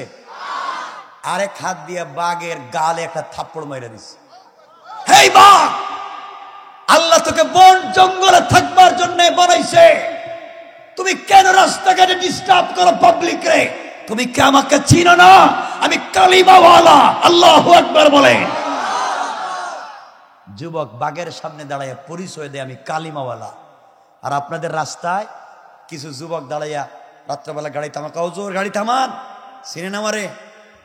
আমি হলাম কি আউলা জাউলা দেড় বেটারি, যা আছে দিয়ে দেন, এলে মুসলমানি দিয়ে দিব। এই পরিচয় দেয়, ডাকাতি সন্ত্রাসী করে, বিভিন্ন জায়গা আছে। আর যুবক বাঘের সামনে দাঁড়াইয়া পরিচয় দিচ্ছে, আমি কালিমাওয়ালা। এই কথা বলতে দেরি হয়েছে। আশরাফ আলী থানভী লিখেন, বাঘ আস্তে করে মাথাটা নুয়াইয়া কানটা নাড়াইয়া 1 মিনিটের ভিতরে জঙ্গলে যাইতে দেরি করে নাই। আর একটু জোরে পড়েন না সুবহান। পাবলিক কই পাইছি পীর সাহেব, যার কথা বাঘ শুনে হে পীর হইব না, তে পীর হইব কেডা? মানুষ তেল নিয়ে পানি নিয়ে হের বাড়িতে লাইন ধরছে। হে কই এই কাজের তো কাজী আমি না, তেল পানি নিয়ে আসবে কেন? পাবলিক তার বাড়ি ছাড়েই না। কেউ অন্ধ, তার বাড়িতে যায়, যুবক শুধু হাত লাগাইয়া দিলে চোখ ভালো হয়ে যায়। কেউ মুখে কথা বলতে পারে না, যুবক শুধু মুখে হাতটা লাগায় তো মুখ ভালো হয়ে যায়। আল্লাহু আকবার বলেন। যুবক দেখলো এইভাবে যদি কানা, ল্যাংরা, লুলা, আতুর, দেড় বেটারি আমার কাছে লাইন করে, তো সব খারাপ মানুষ। কানা ল্যাংরা তো ভালো হয়ে যাবো, কিন্তু কেউ তো কালিমা পড়বে না। আমার উদ্দেশ্য তো এদেরকে ভালো করা নয়, আমার উদ্দেশ্য হচ্ছে মানুষের কাল ভালো করে দিনের পথে নিয়ে আসা। ঠিক কিনা বলেন? যুবক এবার বলছে, শোনো, আমার কাছে যদি আপনারা আসেন, সমস্যা নাই, আসতে পারবেন। আমি কোনো জিনিস ভালো করে দিতে পারি না, ভালো করে দিতে পারেন আল্লাহ। পাবলিক আল্লাহ আবার কেটা? এই দেশে তো কোনো আল্লাহ নাই। আমাদের বাদশাহী তো আমাদের খুদা। আসতে বলে নাউজুবিল্লাহ। আমাদের বাদশা ইউসুফ জুনাওয়াসি তো আমাদেরকে খাওয়ায়। আব্দুল্লাহ বলছে, শুনেন, যা বলছেন এতদিন বকছেন, আমার কাছে যদি কোনো সমস্যা নিয়ে আসতে চান আর সমাধান পেতে চান, আগে ঈমান আনা লাগবে, কালিমা পড়তে হবে, এরপরে দোয়া করব। পাবলিক তো দেখছে, এর চোখ দেখে না, এর কানে শুনে না, ভালো হওয়া দরকার, তার কাছে আসে, কালিমা পড়ে হাত দিলি ভালো হয়ে যায়। জোরে বলেন না। এই খবর আস্তে আস্তে করে বাদশাহ ইউসুফ জুনাওয়াসের মন্ত্রণালয় পর্যন্ত পৌঁছে গেছে যে আমাদের দেশে একটা বাচ্চা আছে, ছেলে আছে, এই ছেলে হাত দিলেই চুপ ভালো হয়ে যায়। বাদশার একজন মন্ত্রী ছিলেন গালিবান, কেউ কেউ বলেছেন, অধিকাংশ উলামায়ে কেরাম বলেছেন অর্থমন্ত্রী। তার চোখ ছিল অন্ধ, জন্মান্ধ, কিন্তু সে ছিল খুব চালাক প্রকৃতির মানুষ। এই জন্য বাদশাহ তাকে মন্ত্রী বানাইছে, এ চোখে দেখে না। ও বেচারা যখন শুনছে চোখ ভালো করে দিতে পারে যুবক, হাদিয়া তোহফা নিয়া ডাইরেক্ট আব্দুল্লাহর বাড়িতে হাজির। আব্দুল্লাহ কই, এটা তো হে মন্ত্রী যার সিগনেচার আর দস্তখতের কারণে কালিমা বন্ধ হইছে, ও আমার বাড়িতে আসছে কেন? আল্লাহ বুঝাতে চান কাকে কখন কার বাড়িতে নিব সেটা জানেন কে? এজন্য শুনো রোহিতপুরের মানুষ, আল্লাহ যাকে টাকার মালিক বানিয়েছেন, মিল ফ্যাক্টরি কল কারখানা বাড়ি গাড়ির মালিক বানিয়েছেন, সম্পত্তি নিয়ে অহংকার করবেন না। আল্লাহ চাইলে 10 তলা থেকে থাপড়াইয়া 1 মিনিটে গাছতলায় নামাইয়া দিতে পারে, ঠিক কিনা বলে? আল্লাহ পারে, অহংকার করবেন না।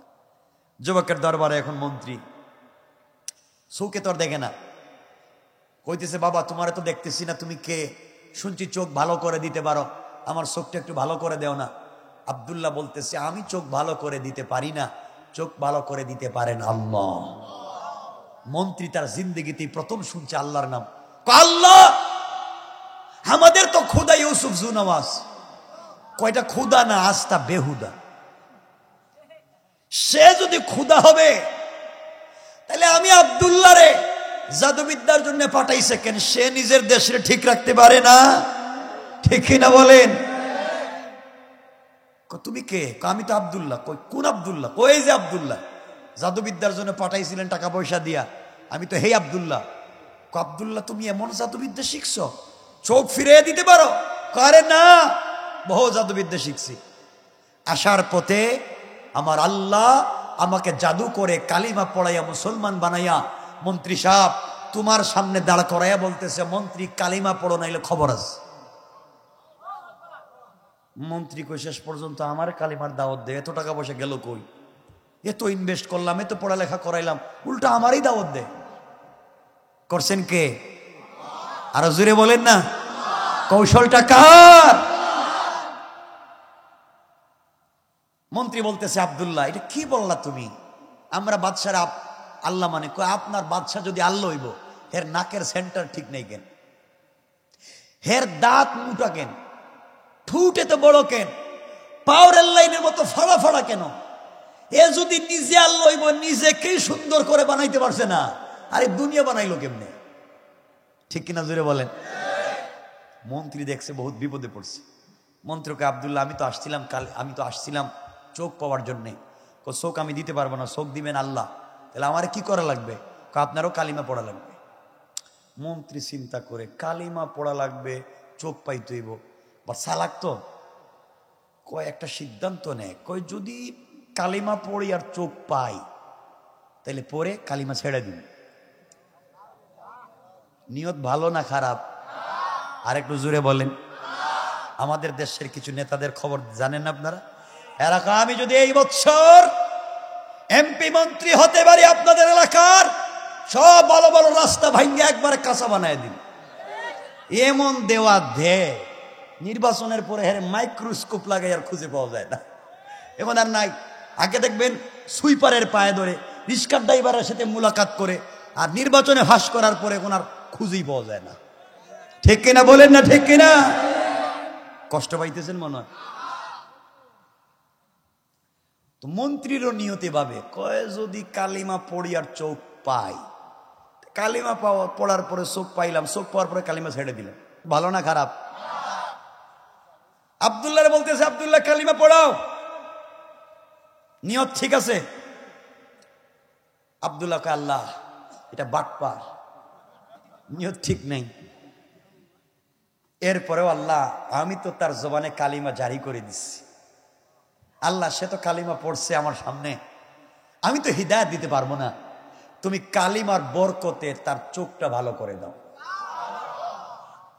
বলতে দেরি, মন্ত্রীর চোখ ভালো হইতে দেরি নাই। আপনারা সুবহানাল্লাহ কইেন না, আবার সুবহানাল্লাহ দরকার নাই, এটা বাদ দেন, বসে থাকেন। আল্লাহুম্মা বিসমিকা মুতাহিয়া করে শুয়ে যান, ওয়াজ শোনা দরকার নেই। কি আওয়াজ দেন আপনারা?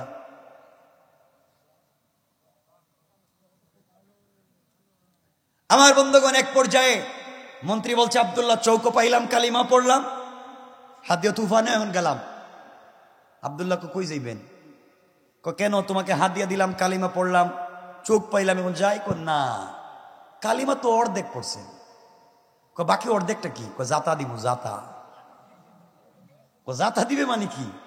আমার বুকের সঙ্গে বুক লাগে চাপ দিব। চাপ দিলে হবে কি? পূর্ণাঙ্গ কালিমা হবে।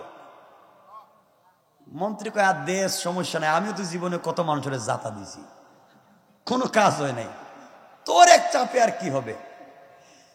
আব্দুল্লাহ বিন তামের মন্ত্রীকে ধরে আল্লাহর কাছে বলছে, আল্লাহ একটা বাটপারে ধরছি, ওর নিয়ত ঠিক নাই, মুখে বলছে কালিমা পড়ছে কিন্তু জবানে নাই, অন্তরে নাই। আয় আল্লাহ, সব কিছুর উপরে তার জবানে তো কালিমা জারি করে দিলাম। আয় আল্লাহ, এদের মাধ্যমে এরা মিটিং করে এই দেশ থেকে কালিমার আওয়াজ বন্ধ করছে। আমার মন চায় এর মাধ্যমে এই দেশের সংসদে আবার কালিমা জারি হয়ে যাক। আয় আল্লাহ, এই মুহূর্তে মন্ত্রীর অন্তর থেকে কুফরি নেফাকি দূর করে তোমার ইলমে মারিফতের নূর দিয়া মুনওয়ার করে দাও। বলতে দেরি হয়েছে, মন্ত্রী ডাক দিয়ে বলছে, আব্দুল্লাহ এই মুহূর্তে তুমি আমাকে ছেড়ে দাও। কিভাবে তুমি আমাকে চাপ দিলা রে আব্দুল্লাহ? ও আব্দুল্লাহ, এই মুহূর্তে তোমার চাপে আল্লাহর পরিচয় লাভ করেছি, শুধু তা না রে, জবানে স্বাদ পাই, কলিজায় শান্তি পাই, চোখ বন্ধ করলে আল্লাহর আরশ পর্যন্ত দেখতে পাই। আল্লাহু আকবার বলেন। আব্দুল্লাহ কয়, মন্ত্রী এবার যান। মন্ত্রীকে দরকার নাই বাপ আর যাওয়ার কোথাও, চোখ পাইলাম, এখন তো স্বাদ পাই, শান্তি পাই। এতদিন কিসের শান্তি? কোনো শান্তিতেই ছিলাম না, তোমার সঙ্গে জঙ্গলে থাকলেও এখন শান্তি, কালিমা পড়লে জিকির করলেই মজা পাই। পড়েন সুবহানাল্লাহ।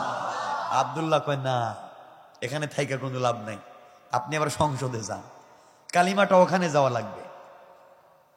আমার বন্ধুগণ গভীর মনোযোগ। মন্ত্রী পৌঁছে গেলেন।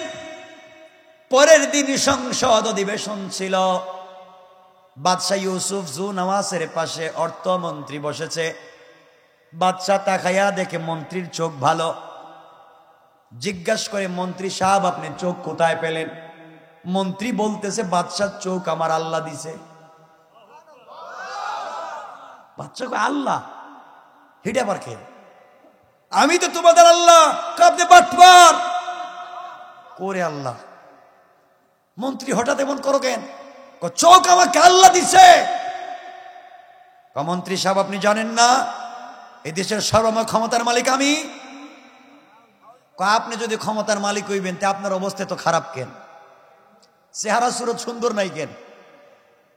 মন্ত্রী সাহেব জানি না কে আপনারে কালিমা পড়াইছে, আপনি তো জানেন আব্দুল্লাহরে পাঠাইছি টাকা পয়সা দিয়ে জাদুবিদ্যা শিক্ষা করে আসতেছে, আসুক ঠিক করব।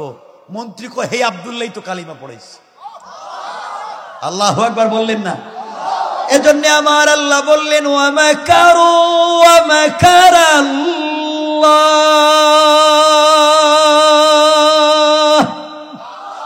ওয়াল্লাহু খায়রুল মাকিরিন।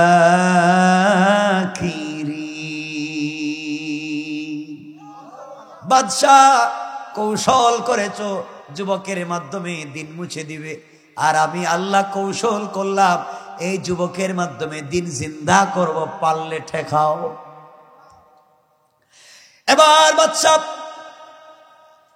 মন্ত্রী সাহেবকে ধরে ফেললেন, আচ্ছা মতো পিটাতে লাগলেন।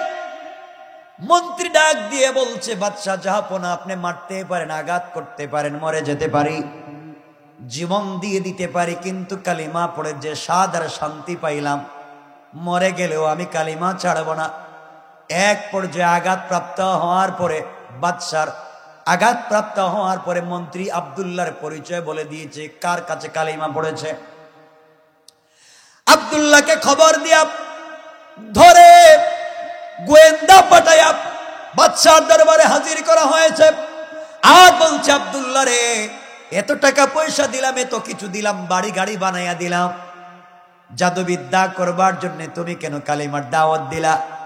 আব্দুল্লাহ ডাক দিয়ে বলছে, বাদশাহ জাহাপনা, আমি জাদুবিদ্যা শিক্ষা করেছি, আপনি যা টাকা দিয়েছিলেন তা কাজে লাগাইছি, কিন্তু দেশে ডুববার পরে আমার আল্লাহ আমাকে কালিমা পড়াইয়া মুসলমান বানাইয়া এই মুহূর্তে বাচ্চা ইউসুফ জুনাওয়াজ আপনার সামনে দাঁড় করাইয়া আল্লাহ জানাইয়া দিয়েছে কালিমা পড়ে, নাইলে আপনার খবর আছে। আল্লাহু আকবার বলেন। বাদশা আব্দুল্লাহকে আঘাত করতে লাগলেন। এক পর্যায়ে আব্দুল্লাহ মুরব্বীর পরিচয় দিয়েছে, কোন মুরব্বীর কাছে কালিমা পড়েছে। বাদশাহ মুরব্বীকে ধরে নিয়ে এসেছে। মুরব্বীকে ডাক দিয়ে বলছে, বাবা, এই দেশে কালিমার দাওয়াত দেওয়ার নিষেধ আপনি দিলেন কেন? মুরব্বী ডাক দিয়া বলছেন, বাদশাহ জাহাপনা, আপনি আইন করে নিষেধ করেছেন, আর আল্লাহ হুকুম করে নির্দেশ করেছে, আল্লাহর হুকুম মেনেছি, আর কিছু করি নাই। বাদশাহ ডাক দিয়া বলছে, মুরব্বী, আপনি কি জানেন কালিমার অপরাধ কি? কালিমার অপরাধে আপনাকে জীবন্ত হত্যা করা হবে। মুরব্বী ডাক দিয়া বলছেন, বাদশাহ জাহাপনা, আমাকে একবার কেন 1,00,000 বার যদি হত্যা করে ফেলেন আমার যায় আসে না, মরে যেতে পারি, একটা সেকেন্ডের জন্য আল্লাহর কালিমা ছেড়ে দিতে পারি না। এমন মুহূর্তে গাছ কাটার করা টেনে মুরব্বীর মাথায় লাগাইয়া জীবন্ত একজন কালিমাওয়ালাকে 2 টুকরা করে দিল। আল্লাহর ওলি জীবন্ত 2 টুকরা করে দিল, ইন্তেকাল করলেন, শহীদ হয়ে গেলেন, কিন্তু কালিমা ছাড়লেন না। বুঝাতে চাইলেন দ্বীনের পথে চললে, কোরআন সুন্নাহর পথে চললে, তাওহীদ আর রিসালাতের পথে চললে আঘাত আসবে, জুলুম আসলে ভেঙ্গে গেলে চলবে না, শক্ত যদি থাকতে পারি। আল্লাহ বলছেন, বান্দারে, তুমি যখন আমার জন্য জীবন দিতে তৈরি হয়ে যাইবা, তোমার জন্য আমি আল্লাহ যথেষ্ট হয়ে যাই। সুবহানাল্লাহ জুড়ে পড়েন। এবার আব্দুল্লাহকে বলছে, আব্দুল্লাহ রে, কেন কালিমা পড়েছ? আব্দুল্লাহ, এই মুহূর্তে কালিমা ছেড়ে দাও। কালিমা ছেড়ে দিলে নাজরান অর্ধেক তোমার নামে লিখে দিব, কালিমা ছেড়ে দাও। আব্দুল্লাহ বলছে, বাদশাহ জাহাপনা, আপনি আপনার দেশের অর্ধেক আমার নামে লিখে দেওয়ার বিনিময়ে কালিমা ছেড়ে দিতে বললেন। আপনি যদি গোটা পৃথিবীর উত্তর থেকে দক্ষিণ, পূর্ব থেকে পশ্চিম গোটা পৃথিবী আমার নামে রেজিস্ট্রি করে দেন, সব কিছু লাত্তি মেরে ফেলে দিতে পারি, 1 মিনিটের জন্য আল্লাহর কালিমাকে ছেড়ে দিতে পারি না। এবার বাদশা বলছে, আব্দুল্লাহ রে, আমার একমাত্র শুধুমাত্র কেবলমাত্র একটা মেয়ে আছে, ওই মেয়েটাকে তোমার কাছে বিয়ে দিতে চাই, তুমি আমার মেয়ের জামাই হয়ে যাবে, গোটা দেশের মালিক আমার পরে তুমি হয়ে যাবে, তুমি কেন কালিমা ছাড়তে চাও না? আব্দুল্লাহ ডাক দিয়ে বলছে, বাচ্চা চাবো না, আপনি যদি এক হাতে চন্দ্র আর এক হাতে সূর্য উঠাইয়া দেন, জান্নাত থেকে হুর এনে আমার কাছে বিয়ে দিতে চান, আল্লাহর কালিমা পড়ে আমি যে স্বাদ আর শান্তি পাইলাম, 1000 বার শহীদ হয়ে যেতে পারি, দুনিয়ার লোভে পড়ে কালিমা ছেড়ে দিতে পারি না। কেমন ইমান! আর আমাদেরকে যদি কি বলে যে কেরানীগঞ্জে বসুন্ধরা রিবা রিভিউ জিলমিল এলাকায় কিছু জায়গা তোমারে দিব, 2 সাইড ডিসিমেল, 1 কোটি টাকার জায়গা দিব, তুমি কি উল্টা পাল্টা 2 সাইডটা কথা বলতে পারবা? আমরা 2 সাইডটা কেন, 2 সাইড 1000 বলতে পারবো।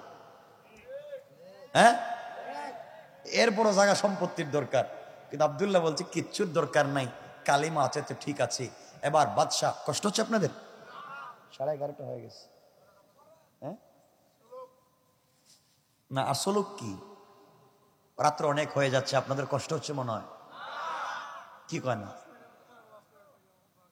আর লম্বা করা যাবে না, হঠাৎ রেখে দিব।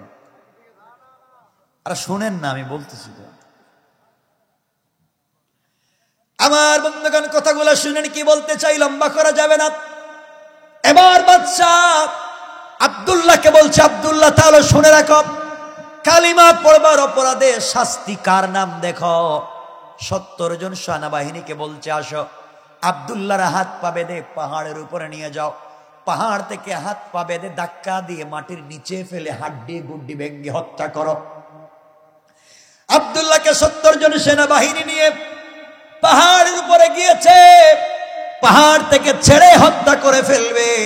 আব্দুল্লাহ দুটো হাত উপর দিকে উঠে আল্লাহকে বলছে, আল্লাহ তুমি কি দেখো না তোমার কালিমা পড়বার অপরাধে আমাকে কত কষ্ট দেওয়া হয়। আমি কালিমা ছেড়ে দিলে দেশের মালিক হয়ে যাই, কালিমা ছেড়ে দিলে বাদশার মেয়েকে বিবাহ করতে পারি। আয় আল্লাহ তাআলা, দুনিয়ার লোভ মোহ বাদ দিয়েছি একমাত্র তোমার ভালোবাসায়। আল্লাহ তুমি কি পারো না একজন পাগলা কালিমাওয়ালাকে হেফাজত করতে? আয় আল্লাহ, আমি তোমার জন্য পাগল, তুমি কি পারো না তোমার একটা পাগলা গোলামকে বাঁচাইয়া দিতে? এই কথা বলে চোখের পানি যখন ছেড়ে দিয়েছে, আল্লাহ রহমতের সাগরে জোশ উঠে গেছে। আল্লাহ আযাবের ফেরেশতাকে বলছেন, কোথায় রে তোমরা যাও, এই মুহূর্তে তোমরা এই বাচ্চাটাকে ছেড়ে দিয়া এই 70 জন সেনাবাহিনীকে ধরে আচ্ছা মতো পিটাও। আল্লাহ জমিনকে বলে দিলেন, জমিন রে কাঁপতে শুরু করো। ইদা যুলজিলাতিল আরদু জিলজালাহা, জমিন কাঁপতে শুরু করো, ভূমিকম্প শুরু করো। জমিন ভূমিকম্প শুরু করে দিল, টুকরা টুকরা হয়ে গেল। 70 জন সেনাবাহিনী আব্দুল্লাহকে ছেড়ে দিয়া নিজের জীবন বাঁচানোর জন্য যখন দৌড়ায়, আল্লাহ কাছ থেকে আযাবের 70 জন সেনাবাহিনী পাঠাইয়া 70 জন সেনাবাহিনীকে ধরে আযাবের ফেরেশতা পাঠাইয়া 70 জন সেনাবাহিনীকে ধরে আচ্ছা মতো পিটাইয়া পাহাড়ের মধ্যখানে ঢুকাইয়া পাহাড়কে আবার একত্রিত করে দেয়া আব্দুল্লাহকে সুস্থ রেখে ভালো অবস্থায় হাঁটাইয়া হাঁটাইয়া বাদশার দরবারে পৌঁছাইয়া দিয়েছে। বাদশা বলছে, আব্দুল্লাহ তুমি যে আসলে, আমার সেনাবাহিনী কই? 70 জন। বাদশা এদেরকে দেখছি পাহাড়ের উপরে, আল্লাহুম্মা বিসমিকা আমুতু আহয়াকে ঘুমায় গেছে। ঘুমায় গেছে মানে কয়রা তো নাই, এদের কই পাইবেন? সব শেষ, আল্লাহর সঙ্গে আপনি লেগেছেন। বাদশার মাথা আর গরম হয়েছে, আমার 70 জন সেনাবাহিনী গেছে, আরো 70 জনকে বলছে যাও এর নিয়ে সাগরে যাও, সাগরে গিয়া সাগরের মধ্যখানে হাত পা বেঁধে নদীতে ছেড়ে দিও। 70 জন সেনাবাহিনী আব্দুল্লাহরে নিয়ে গেছে সাগরে, আব্দুল্লাহরে ফেলে দিবে। আব্দুল্লাহ বলতেছে, আল্লাহ আমাকে যদি এখন হত্যা করে ফেলে, কাফেরেরা বলবে তোমার ক্ষমতা পাহাড়ে চলে, তোমার ক্ষমতা সাগরে চলে না। আল্লাহ এরা তোমার ক্ষমতা নিয়ে টিটকারি করবে, মস্কারি করবে। আল্লাহ তুমি কি পারো না একজন কালিমাওয়ালারে সাগরে বাঁচাইতে? আমি কথা দিলাম, তুমি যদি আমাকে সাগরে বাঁচাও, এই দেশের প্রত্যেকটা মানুষের কানে কানে কালিমার আওয়াজকে পৌঁছে দেব। আল্লাহ জোশ উঠে গেছে। আল্লাহ সাগরকে বলছেন, আর থাকিস না, উত্তাল হয়ে যা। সাগর পাগল হয়ে গিয়েছে, আর নৌকা ভেঙ্গে টুকরা টুকরা হয়ে গিয়েছে। 70 জন সেনাবাহিনীকে কাদামাটি খাওয়াইয়া জনমের মতো ফেরাউনের মতো পানির নিচে ছেড়ে দিয়েছেন, আর আব্দুল্লাহকে সুস্থ রেখে পানির উপর দিয়া হাঁটাইয়া হাঁটাইয়া সুস্থ রেখে না ভিজাইয়া বাদশার দরবারে পৌঁছায় দিচ্ছে। সুবহানাল্লাহ, একটু জোরে বলেন না। বাদশা কয়, আব্দুল্লাহ এবার তো 70 জন গোসল করতেছে, আর নাই। বাদশা দেখলো সাগরে 70 জন, পাহাড়ে 70 জন, প্রতিদিন যদি 70 জন করে যায়, মাস শেষে দেখবো সেনাবাহিনী নাই। ঠিক না বলেন? বাদশা কয়, আব্দুল্লাহ তুই নিজে কত রে কেমনে মারা যায়? আচ্ছা, এই কথা কি পাগলে বলতে পারে? আব্দুল্লাহ এবার বলতেছে, আমি তো খাঁচায় বন্দি, আমাকে আজ না হয় কাল তো মেরে ফেলবে, আমাকেই যেহেতু বলছে আমি বলবো আমাকে কেমনে মারা যায়।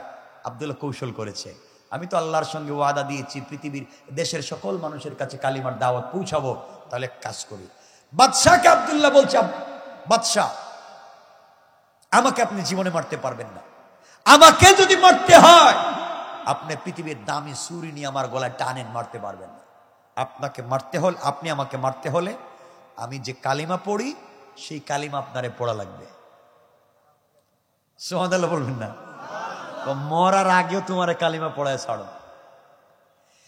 আমার বন্ধুগণ গভীর মনোযোগ।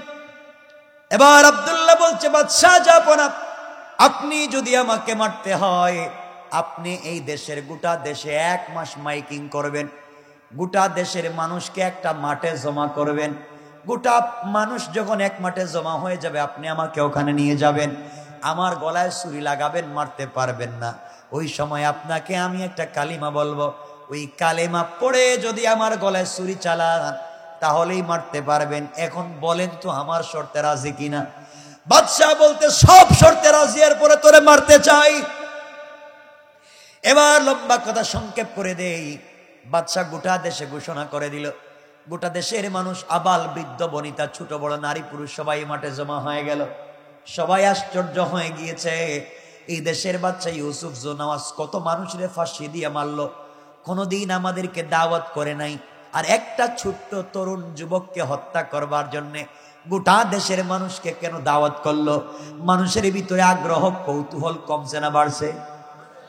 গোটা দেশের মানুষ মাঠে জমা আব্দুল্লাহকে দেখবার জন্য। বাদশা আব্দুল্লাহকে নিয়ে মাঠে গিয়েছে, গলায় ছুরি লাগাই আচ্ছা মতো টানতেছে, দেখে কাটে না। আব্দুল্লাহকে বলছে, আব্দুল্লাহ তুই তো মরিস না। আব্দুল্লাহ বলছে, কালিমা কিন্তু পড়া লাগবে, কালিমা পড়লেই কিন্তু আপনি আমাকে মারতে পারবেন। এবার বাদশা বলছে, আব্দুল্লাহ রে, তাহলে মরেই যাবে যেহেতু, বল তোর জীবনের শেষ কোনো চাহিদা আছে কিনা? আব্দুল্লাহ বলছে, বাদশা অবশ্যই একটা চাহিদা আছে, আমার চাহিদা হলো এই লক্ষ লক্ষ জনগণের সামনে 2 মিনিট ওয়াজ করব। কয় মিনিট? কি করবে? বাদশা কয়, মানুষ কত কিছু চায়, তুই ওয়াজ করবে, কর, 2 মিনিট কেন 5 মিনিটই কর। এবার আব্দুল্লাহ দাঁড়িয়েছে, নাজরানের মানুষকে ডাক দিয়ে বলছে, শোনো নাজরানের মানুষেরা, আমার নাম আব্দুল্লাহ, বাদশার নাম ইউসুফ জোনাওয়াজ। এই দেশের ক্ষমতা টিকাবার জন্য বাদশাহ আমাকে টাকা দিয়ে জাদুবিদ্যা শিক্ষা করিয়েছে, কিন্তু আমি আল্লাহর উপরে ঈমান এনেছি। ঈমান আনবার অপরাধে বাদশাহ আমাকে মারবার জন্য 70 জন সেনাবাহিনী পাহাড়ে পাঠাইছিল, আল্লাহ আমাকে হেফাজত করেছেন। এরপরে সাগরে 70 জন সেনাবাহিনী দিয়ে মারবার জন্য পাঠাইছিল, ওই জায়গায় আল্লাহ আমাকে হেফাজত করেছেন। বাদশাহ কোনোভাবে আমাকে মারতে পারে না। আমাকে বলেছে আমাকে কেমনে মারা যায়, এই জন্যে দাওয়াত করে আপনাদেরকে একত্রিত করেছি। আপনাদেরকে একটা কথা বলতে চাই, এতদিন পর্যন্ত আমাকে বাদশাহ মারতে পারে নাই, একমাত্র আমার আল্লাহর নাম না নেওয়ার কারণে। বহুত ট্রাই করেছে, বহুত চেষ্টা করেছে মারবার জন্যে, আমাকে মারতে পারলো না, আমার আল্লাহর নাম না নেওয়ার কারণে। এই মুহূর্তে বাদশাহ আমার আল্লাহর নাম নিয়ে কালিমা পড়বে, কালিমা পড়ে আমার গলায় ছুরি চালাইয়া দিবে। ও দেশের জনগণ, আমার আল্লাহর নাম নিয়ে আমার গলায় ছুরি চালিয়ে দেওয়ার পরে আমি যদি মরে যাই, মনে করবে আমার আল্লাহর নাম সত্য, আর আমার আল্লাহর নাম নেওয়ার পরেও যদি দেখো আমি মরি না, মনে করবে আমার আল্লাহর নাম মিথ্যা। এই সত্য মিথ্যার বিচার তোমাদের কাছে দিলাম। এতদিন মারতে পারলো না, আল্লাহর নাম নেয় নাই, আজ মারতে পারবে আল্লাহর নাম নিতে পারলে। এই কথা আপনাদেরকে জানাইয়া দিলাম। আব্দুল্লাহ চিন্তা করে, আমি একজন মরে যেতে পারি, আমার রক্ত জমিনে পড়ে যেতে পারে। আল্লাহ তো বলে দিয়েছে, মাজলুমের রক্ত যেই জমিনে পড়ে যায়, এই জমিন থেকে তো দিন জিন্দা হয়ে যায়, সুতরাং আমি শহীদ হয়ে যেতে পারি, আমার বিশ্বাস জমিনে দিন জিন্দা হয়ে যাবে। এই কথাগুলো বলল, মানুষ তো আশ্চর্য, কি বলতে চায় যুবক? এমন সময় বাদশা ইউসুফ জোনাওয়াজ আব্দুল্লাহকে মাঠের মধ্যখানে নিয়ে গলায় ছুরি লাগাই দিয়েছে। আব্দুল্লাহ বলছে, না রে, এভাবে মারতে পারবে না, আমি জীবন দিতে চাই, মরে যেতে চাই, শাহাদত করতে চাই। সেজদার মধ্যে গিয়া আমি যখন সেজদায় গিয়া পড়ব সুবহান রাব্বিয়াল আলা, ওই সময় আপনি আমার গলায় ছুরি লাগাইয়া দিবেন, আমি সেজদারত অবস্থায় জান্নাতে যেতে চাই। যুবকের গলায় যখন ছুরি লাগিয়ে দিয়েছে, বাদশা বলছে, আব্দুল্লাহ কি বলতে হবে? আব্দুল্লাহ বলে দিয়েছে, বাদশা আপনি পড়েন, কালিমা পড়েন, বিসমিল্লাহি রাব্বিল গোলাম এই গোলামের সত্য রবের নামে গলায় ছুরি লাগাইয়া দিলাম। যদি এই গোলামের রব সত্য হয় গোলামটা মরে যাবে, গোলামের রব যদি মিথ্যা হয় গোলাম মরবে না। এই কথা বলে আব্দুল্লাহর গলায় যখন ছুরি চালিয়ে দিয়েছে, দিতে দেরি হয়েছে, আব্দুল্লাহ শাহাদত বরণ করে জান্নাতি উড়ে যেতে 1 মিনিটও দেরি হয় না। বাদশা নাচতে শুরু করেছে, বাদশার সাথী বন্ধুরা নাচানাচি শুরু করেছে। আব্দুল্লাহ নাই, আব্দুল্লাহর মুরব্বীও নাই, পীর সাহেব নাই, মন্ত্রীও নাই, যারা কালিমা পড়েছে কেউ নাই। এই দেশে আর কেউ কালিমার আওয়াজ দিবে না। দেশের কোটি কোটি জনগণ দেখছেনি, কথা বলেন। দেশে লক্ষ লক্ষ জনগণ চিন্তা করে, আহারে এতদিন পর্যন্ত যুবকটাকে মারতে পারলো না, শুধু আল্লাহর নাম না নেওয়ার কারণে আজকে যুবকটাকে মারতে পেরেছে, আজকে আব্দুল্লাহর আল্লাহর নাম নেওয়ার কারণে। সুতরাং বুঝতে পেরেছি আব্দুল্লাহর আল্লাহ সত্য আল্লাহ, আর বাদশাহ একটা বাটপার, ও কিন্তু আল্লাহ না। এতদিন মারতে পারলো না আল্লাহর নাম না নেওয়ার কারণে, আজকে মারতে পেরেছে আল্লাহর নাম নেওয়ার কারণে। সুতরাং আব্দুল্লাহর আল্লাহ সত্য আল্লাহ। এই কথা বলে দেশের লক্ষ লক্ষ জনগণ দাঁড়ায় বলছে, বাদশারে বুঝতে পেরেছি আব্দুল্লাহর আল্লাহ সত্য আল্লাহ। এই মুহূর্তে তোমার সামনে দাঁড়ায়া আমরা লক্ষ লক্ষ জনগণ কালিমা পড়ে মুসলমান হয়ে গেলাম। আল্লাহু আকবার বলে। আগে ছিল একজন, এখন কয়জন? আগে ছিল একজন, এখন লক্ষ লক্ষ। বাদশা বিপদে পড়ে গিয়েছে, আহারে একটা মরছে, এখন লক্ষ লক্ষ হয়েছে, এখন তো আরো বিপদ। এই জন্যে বাদশা বড় বড় গর্ত খনন করেছে। গর্ত খনন করে আগুন জ্বালাইয়া মুসলমানদেরকে হত্যা করবার একটা কৌশল শুরু করেছে। কেমনে হত্যা করবে ওই কথাই আমার আল্লাহ আমার তেলাওয়াতকৃত আলোচ্য আয়াতে বললেন, কুতিলা আসহাবুল উখদুদ আন্নারি যাতিল ওয়াকুদ। যারা গর্ত খনন করে আব্দুল্লাহ বিন তামেরের বন্ধু বান্ধব মুসলমানদেরকে হত্যা করবার নীল নকশা করেছে, যারা গর্তের পরে দাঁড়ায়া দাঁড়ায়া আগুনের মধ্যে তামাশা করেছে। আমি তো একজন মুসলমানকে অন্যায়ভাবে মরতে দেই নাই, আমি সবাইকে বাঁচাইয়া জান্নাতে পাঠাইয়া ওই কাফেরদেরকে কেমনে আগুন দিয়ে জ্বালাইয়া দিলেন, এই কথা আমার আল্লাহ তেলাওয়াতকৃত আলোচ্য আয়াতে বলেছেন। কোন সুবহানাল্লাহ। এই মাত্র আসলাম আয়াতে। এটাই হলো মৌলিক বিষয়, যে এই হলো ঘটনামূল। গর্ত খননকারী বাদশাহ আর হত্যা করতে চাইল মুসলমানদেরকে। মাত্র আসলাম, এখন মুসলমানদেরকে মারতে পারলো কিনা, কয়জনকে মারলো, কি হলো, বাদশাহ কেমনে মরলো, বাদশার সেনাবাহিনীতে কেমনে আগুন ধরলো, কোত্থেকে বাতাস আসলো, কেমনে মইরা গেল, লম্বা আলোচনা। আর সামনের দিকে যেতে চাই না, রাত্রে 12:15 উপরে এখানে রেখা দিতে চাই।